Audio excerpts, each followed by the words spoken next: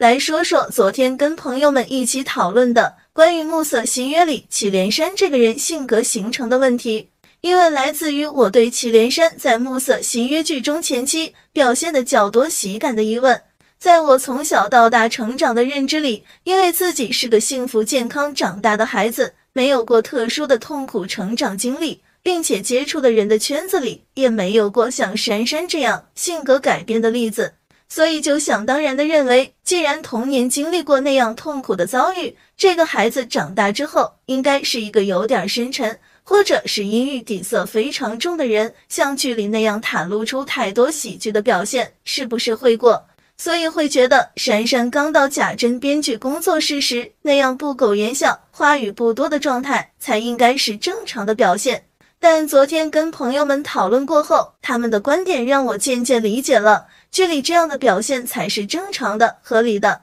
首先，朋友好说祁连山身上的喜剧感不是来源于祁连山本身，而是他和现实社会的一些反差。而且剧里如果他收一点，就会跟剧中剧的三个人无法区分。而且他跳出来一点，在现实里跟那些有心理疾病的正常人会有戏剧反差，这一点非常有说服力。从戏剧呈现的角度，因为祁连山到最后也是一个戏中戏里的人物，所以表达的喜剧感一些，放开一些是合理的。然后朋友云说，他夸张或者喜剧的部分大都集中在写剧本的时候。一方面，这确实是编剧这个职业本身带有的特点。再者，任嘉伦在采访时也说过，女主线那边已经很沉了，她希望自己这部分把戏剧的感觉往上带，不然戏剧会过于沉闷了。第三，就是他认同浩说的，珊珊的喜剧感不来自对他人的嘲讽，是因为他少接触社会，自带的与外界互动时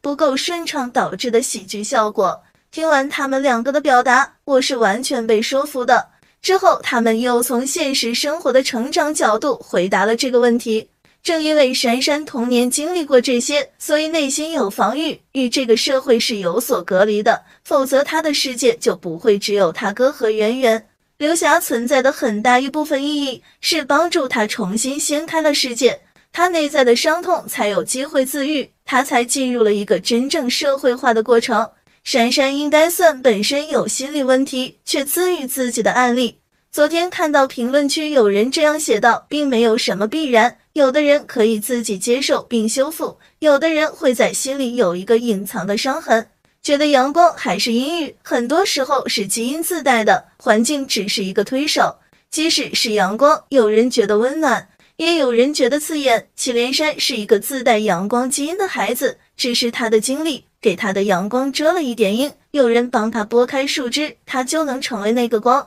特别棒的一个总结，希望看完暮色新约的大家也能像珊珊一样，成为无论经历过再多起伏的人，也依旧守住内心的光，并且持续向外发光的人。